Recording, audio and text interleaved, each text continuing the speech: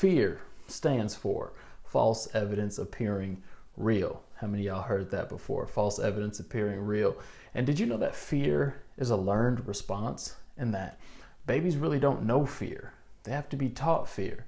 You know, psychologists will even tell us that love is actually something that is built in and innate in our DNA. But fear is something that has to be discovered and learned. You can see that because babies are kind of careless. You know, in general, you know, they can be kind of careless and really don't seem to care if they kind of like crawl towards the stairs. They don't care about tumbling to their death. Why? Because they don't have a concept of what fear is yet. And I want to talk to you today about being able to overcome your fears. And I believe that overcoming your fears is a big part, and it's going to play a big part in you being able to reach your dreams, achieve your goals for this year, and ultimately achieve your destiny. I was listening to a scope. Hey, God bless you. Thank you for logging on. Thank you, thank you, thank you. Thank you for all the hearts in the comments. Keep it coming. Keep the shares going. Ultimately, I was listening to Love McPherson's scope earlier, and she was talking about relationships, but she hit me with the word that I never heard before: monophobia. Have you ever heard that word, monophobia? It's actually the fear of being alone and having to cope without a specific person. It's a real thing. Like, I looked it up, like I fact checked her. I was like, monophobia, huh? I'm gonna have to check that out. But it's actually a fear of being alone. And so, you know, and there's all kind of phobias. I mean, you know, there's arachnophobia, fear of spiders. There's ablutophobia, which is actually fear of bathing or washing. I don't know. I feel like I've ran into some people who have an aversion to try to evade washing and bathing. Ablutophobia. It's a real thing. Check it out. Claustrophobia, you know, fear of being closed in with no escape. You got cyanophobia. That's actually the fear of the color blue. Yes, you heard me. The fear of the color blue. So cyanophobia, decidophobia, the fear of making decisions. I feel like I know some people with that. We got ecclesiastophobia, which is actually fear of churches. You got gelatophobia, which is fear of being laughed at. That's crazy. Misophobia, misophobia, which is actually fear of germs. That's crazy. Hey, how you doing, Dance Andrea? Welcome. You also have pyrophobia, fear of fires. And then thanatophobia, which is fear of dying. What's up, Isaiah? What's up, man? Hey, congratulations on the new website. And then you have orinophobia, which is fear of dreams. And then you got phanophobia, which is fear of everything, or constant fear just from unknown causes. And let me tell you, there's dozens of kind of phobias and dozens of expressions and dozens of different kind of descriptions of how people can fear. But I'm here to tell you one thing: that fear is not real. That's it. Fear ain't real. That's right. Fear is from the enemy. Fear ain't real. I'm going to give you a quote that Will Smith said in a movie. He was actually his character in the movie After Earth. Hey, Danielle, that's my mother-in-law. Everybody go follow her. My mother has a fear of everything. Yeah, we're going to pray for her. And so in the movie After Earth, has anybody ever seen the movie After Earth? Him and his son Jaden did the movie, and it taught a lot about fear. Tilt the phone up a little. Okay, got you. Taught a lot about fear. And in teaching with this fear, it talked about fear is not real. And I'm going to give you a direct quote, okay? Fear is not real. It is a product of thoughts you create. Don't misunderstand me. Danger is very real, but fear is a choice. The only place that fear can exist is in our thoughts of the future. It is a product of our imagination, causing us to figure things that do not at present, causing us to fear things that do not at present and may never exist. That is near insanity. So let me say that part again. That it is a product of our imagination, causing us to fear things that do not presently exist and may never exist. And he talks about that is near insanity. And you think about it, it is. I mean, the fact that I might not fly and get on a plane because I fear that there is some minute chance that I may die on this plane. And I'm not saying plane crashes don't happen, but what I'm saying is look how people are paralyzed by their fear. There's some people who are never going to be able to visit a foreign country that's overseas because they can't fly there because they are paralyzed. And so, hey, if that's you, listen to this. This is for you. Now, I'm not making fun or making light of anybody's situation, but what I am saying is that what we have to do to eliminate fear is we got to face that thing. And Justin said 90% of what people fear or worry about never happens. And that's exactly right. I mean, psychology today even says that fear is an anxious feeling caused by our anticipation of some imagined event or experience. Fear is actually a learned response. And we wouldn't know better unless someone else or some other information fed us a response. So check this out. I can't fear flying unless I've been fed the information that says that flying is not safe, and I've been fed the information that says that this is dangerous, that says that this is a problem, that says that I am going to be in some possible pain or some possible trauma due to getting on this plane. So check this out. If I didn't get that information, what basis do I have to fear? I don't really know better. I don't really know that planes can fall out of the sky if I never get that information. And so check it out how this information being filtered through our perception helps create our fears and our worries and our doubts. And so, my dad, he talks about 4 major fears, and I know there's different levels of major fears, and some have 5, some have 7. But he talks about 4 major fears, and I really like the ones that he talks about. He talks about the fear of death, the fear of death, or maybe fear of pain, the fear of lack. And I'm glad that's why you read Psalms 91. I'm going to get to that in just a second. The fear of lack, the fear of rejection, and the fear of failure. I hit 4. Fear of death, fear of lack, fear of rejection, and the fear of failure. And those 4 major fears try to control people's lives. I mean, they really try to run people's lives. Fear of rejection can stop people from saying stuff, can stop people from stepping up, can stop people from launching out. Fear of failure can stop people from pursuing the dream, can stop people from quitting the job and starting that business that they always wanted to do. Fear of death can stop you from, just like we just talked about, stop you from getting on a plane and going to a foreign country and experiencing a great time that you would never have experienced if you didn't get on that plane and that mode of transportation. And then fear of lack. I mean, fear of lack really tries to control people's lives and control what they do, even control how they are, how they speak, and how they think. And so, Jesus many times in the Bible, he says, fear not. He tells them, don't be afraid. Notice it's always on the backs of some level of breakthrough where Jesus always had to remind people, don't fear, don't be afraid. That I love seeing that because he always keeps it real plain. He always keeps it 100. The 100 emoticon. He always keeps it 100. Don't fear. Don't be afraid. Only believe. Only have faith. And I'm here to tell you that faith and fear cannot coexist. They cannot commingle. They're like oil and water. They don't mix. And even if you can put them, try to put them next to each other, they still won't mix. And so what I'm here to tell you is that your faith in God has to be stronger than your fear and doubt and worry of what's going to happen to you or what person can harm you or what circumstances or situations can come and ruin you. Your faith in God has to be stronger. Your faith and your trust has to be stronger than that. And I have an example. I have a story about how fear can paralyze you. So check this out, real story. I was 10 years old. I remember we were living in our old house. And we were living in our old house, and we had 2 floors and a basement. And so with these 2 floors, we had 1 flight of steps. And so, how you have a half flight of steps, and then we had kind of like a little landing pad there, and then the second flight of steps.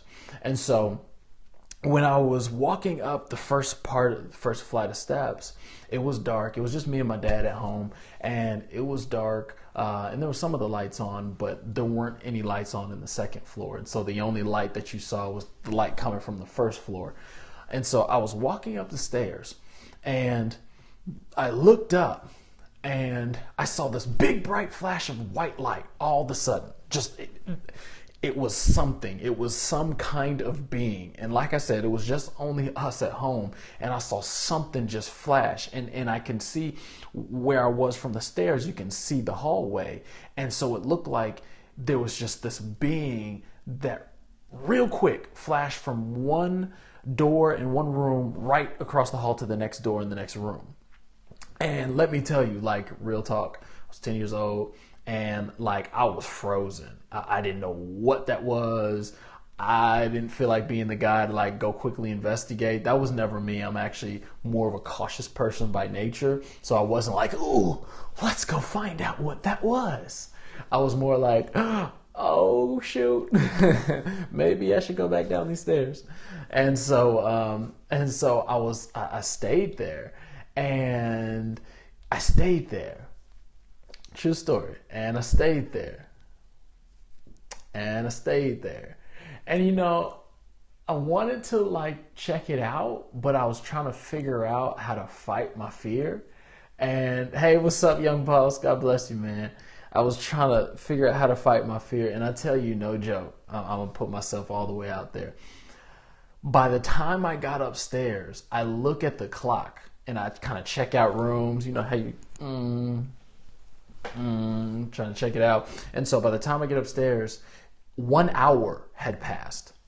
1 hour had passed by the time I was finally able to progress and move and go. And it was interesting. It taught me such a good lesson looking back. I was a little 10-year-old David, I was scared. But it taught me such a good, interesting story, interesting thing, you know, as I look back. Blah, blah, I can talk.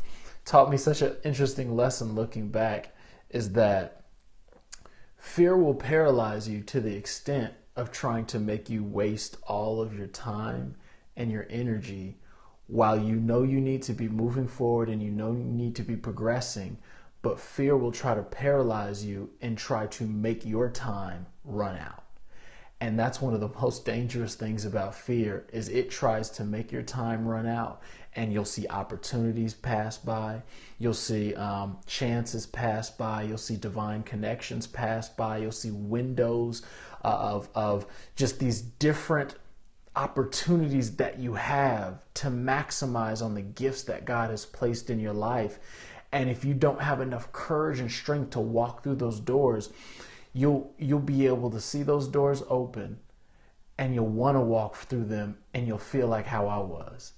You'll feel like you're stuck and with everything it's in you, you want to move forward and you want to go, but you feel like you just can't do it because the fear is the thing that tries to paralyze you. But that's not going to be your story. I believe that fear isn't real, but fear is so intimately connected with trying to make you stay right where you are. I'm gonna give you an example. Crane's Business Magazine. It's a local Chicago business magazine, and Crane's Business Magazine actually did a survey. They actually did kind of they were doing some research maybe 4 or 5 years ago, and they actually were doing research on the consumption of fear-based movies and the rate of consumption of fear-based movies. And check this out. They actually did it by the different towns and the different cities, all in the area of Chicago and the surrounding suburbs. This is so interesting. So check this out. As they found in the survey, that the areas that had the highest consumption of fear-based movies and renting fear-based movies and consuming fear-based movies, the highest consumption was in usually the lowest economic status areas, the areas that were most in poverty, the most, really the poorest areas in the city and the poorest areas around Chicagoland and in the suburbs. But check this out. Equally as interesting, the areas that were the most affluent areas, whether it's in Chicago or surrounding suburbs, the areas that were most affluent, those areas actually had the lowest rate of consumption of fear-based movies. Now, I thought that was really interesting, how the consumption of fear was directly proportionate to the economic status of those who are consuming the movie. And I'm not saying that people who have wealth don't fear. What I'm saying is they choose not to feed fear. And I think that's something that's very different and very important. That it's not that they don't fear, it's that they choose not to feed their fear.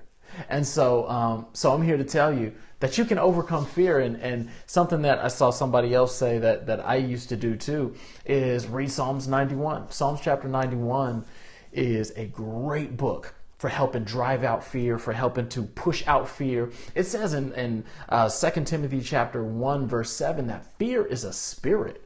And if it's a spirit, then it can be cast out. It can be cast out just like Jesus cast out spirits. It can be cast out. And so fear is a spirit. And what does it say? God has not given us a spirit of fear, but of love and of power and a sound mind. And if you examine those different things, you see love. Perfect love. It says in 1 John chapter 4, verse 18, perfect love casts out fear. Well, what is perfect love? God is love. And so perfect love casts out fear. And so when you have perfect love, you know that God's got you no matter what. And I got an understanding that perfect love, if love is God, then I understand that God loves me enough that he's going to protect me. He's going to deliver me. He's going to take care of me. And so I don't have to have a fear of death. I don't have to have a fear of poverty. I don't have to have a fear of rejection. I don't have to have a fear of failure, because I know that if God loves me as much as this Bible says he does, then he's going to come through and he's going to be on my side and he's going to watch over me and he's going to protect me no matter what. And no matter what everybody else or anybody else is going through, no matter their ups or downs, I know that God is faithful to me. So I don't know what their story is, whether it be good or bad, but I know what my story is going to be. And that's what perfect love is. God's love is perfect for us and he's always watching over us. Perfect love casts out fear. So God has not given us a spirit of fear, but a power and love and a sound mind. So we got power. So we have power to overcome the enemy. It says in Luke that God has given us power to overcome, tread upon serpents and scorpions and all the power of the enemy. So, and nothing by any means can hurt you. So if I know I got the power, I don't need to be afraid. I mean, I don't walk into my house and never use the power and electricity, because I pay for this power and electricity, and I need this power and electricity to function for daily life. And a lot of people go through life, and especially those who know God and are born again, saved and spirit filled, they love God, but they're underutilizing the power and they're getting frustrated in life. And I'll tell you why they're getting frustrated in life. They're getting frustrated in life because they're not using the power that God meant for them to use. It's like walking into your home and every day having to live with a power outage. That's not how God designed it or meant for you to live. Let me tell you, fear was a learned response. Adam didn't have fear when he was in the Garden of Eden. Adam and Eve didn't know fear. The first time the word fear was mentioned, or the first time the emotion of fear showed up, was after sin entered the world. Fear was a distorted emotion. I can tell you how it's a distorted emotion, because our bodies even physiologically react negatively when we start fearing. People get stomach aches, people get headaches, people get hot and sweaty. People, you hear fight or flight, and, sometimes people break out in hives. Sometimes people have panic attacks. None of that stuff was built in by God into our DNA to say that this is just natural. This is just what happens. No, that was a distortion of how we were originally created. When we were originally created, we weren't created to fear. We were created in love. And so, hey, how you doing? And so I'm here to tell you that God has not given us the spirit of fear, but of power and of love and a sound mind. Let's go with that last part, sound mind. Sound mind is interesting because if you actually look this passage up in the Greek, in the original text, that word sound mind, actually, it means self-control and self-discipline. And so it's not just a sound mind, but God has given us self-control and self-discipline in order to help us govern our mind, our actions, our thoughts, and our day-to-day lives. And so as he's given us self-control and discipline and urged us to have self-control and discipline, sometimes it takes that self-control and discipline to be able to not feed your fear and move past your fear. You might have a fear of what's going to happen to me if I step out, if I obey the voice of God, if I leave my job. I keep saying leave my job. Maybe somebody's on here and God has been speaking in your heart about leave your job and start that business. Well, there's a fear then, and hey, that can be a real thing. I'm not saying that that's not real at all. That can be a real thing for you. But if God said that he's going to prosper you, it is God's job to prosper you. He's not going to leave you alone on an island because you followed him. He's not going to punish you because you were obedient to what he said do. What he's going to do is he's going to make sure to watch over his word to you, and he's going to fulfill every promise that he gave to you. But what the enemy wants to do is he wants to keep you locked up in fear, so you're paralyzed, so you feel like I felt. Halfway up the stairs, you see where you need to go, but you just can't move. But that's not going to be your story. I believe that when you team up with fear, your fears disappear. Or excuse me, when you entertain fear, when you team up with fear, your dreams disappear. And when your dreams disappear, it kind of feels hopeless. Feels like, man, what am I going to do now? Where am I going to go now? How am I going to get through now? And I appreciate all your comments. I'm seeing all these comments. Thank you so much, and thank you for all the hearts. I hope that this is encouraging you guys. Thank you, Danielle. I'm glad that you like it. What's interesting is, that survey that I was talking about, fear is not something that we can't overcome. You know what I'm saying? Fear is something that we can overcome. Fear is something that we can push past, because a lot of fear is imagined, and danger is very real. As the quote said, danger is very real, but fear is not. Never forget that. Fear is not real. It's imagined. It's an imagined scenario that you have in your mind, and sometimes worst case scenario that may never exist. And I like what Will Smith said. That's almost close to insanity. And I really believe that, as we decide to not fear, we'll see ourselves advancing quicker than ever before. Don't ever forget this. I'm going to say this. I don't want you to ever forget this. Fear is the default state of the world.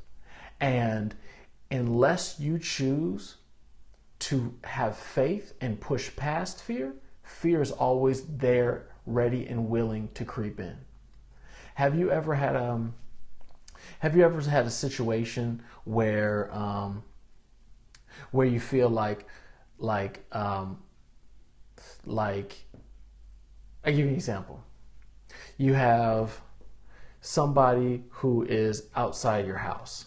Like, let's say you have neighbors who are outside your house, and your neighbors really like to come and they like to play in your backyard, but they know that you don't like to play in your backyard, or they know that you don't like them to play in your backyard, but they want to come anyway.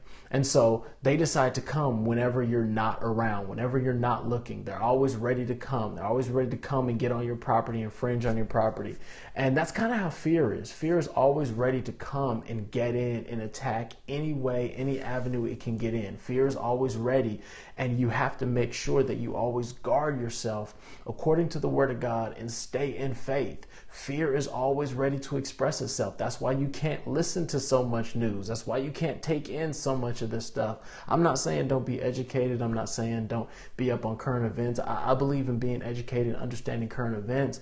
But what I don't believe is seeing current events, being educated about them, and then articulating them over and over and over and over to express all of the issues and all of the problems, to cause me to build up a fear about what will happen to me. Think about it. Terrorism. The key word is terror. So I keep listening about terrorism, and somewhere I'm going to be faced with the very real emotion and thoughts of terror and some kind of terrorist act upon me and maybe my house or my family or those who I love. And so you just got to be careful. So I believe that courage is not the absence of fear. And I'm going to leave you with this. Courage is not the absence of fear, but it's the strength to move past fear. Did you get that? Courage is not the absence of fear, but it's the strength to move past the fear. And I like that. Yeah, don't meditate in fear friends. That's right. Sometimes you got friends that they just drunk with fear, and you gotta excommunicate some of them, because they'll try to feed that fear inside of you. And so courage is the fuel of every dream. And really, my heart for you all is just to be strong and be courageous. Just like it says in Joshua chapter 1, Moses died. He did some awesome stuff. He took people out of the Egypt and brought the children of Israel through the wilderness, parted the Red Sea, all that crazy stuff. And, they were provided for, but they didn't go into the promised land because of disobedience. But then Joshua came in Joshua chapter 1. God says to Joshua 4 times, don't be afraid. He tells him, be strong and of good courage. And he needed to continue and consistently tell Joshua that message, because he knew that Joshua was going into a new place. And whenever you're going forward into a new place, you have to have courage. It's not the absence of fear. It's the strength and the supernatural might to be able to overcome fear. And that's where you're at. So I believe that you can be strong. I believe that you're of good courage, and I believe that you're going to push past and you're going to pursue all of the dreams that God has given you to pursue. You're on this planet for a reason. You're on this planet for this time, such as now, to be able to achieve the purpose and plan and destiny that God has put in your heart. Don't abandon it and stop standing still. Get up, do it, move it, start it, begin it, write it, fund it. Ask for it, call a meeting for it, put it to paper, write the plan, do it, do something that makes you uncomfortable. I love uncomfortable, because I feel like I become a different person, because God's power through me just kind of gets amplified when I get in that place that's uncomfortable, because often the place that's uncomfortable means that we can't rely on us. We got to rely on something else. And I know if we choose to rely on God, he's not going to let us down. And he's going to work something awesome through us and in us. So my encouragement to you, don't be afraid. Fear not. Be courageous. You can do it. We know you can.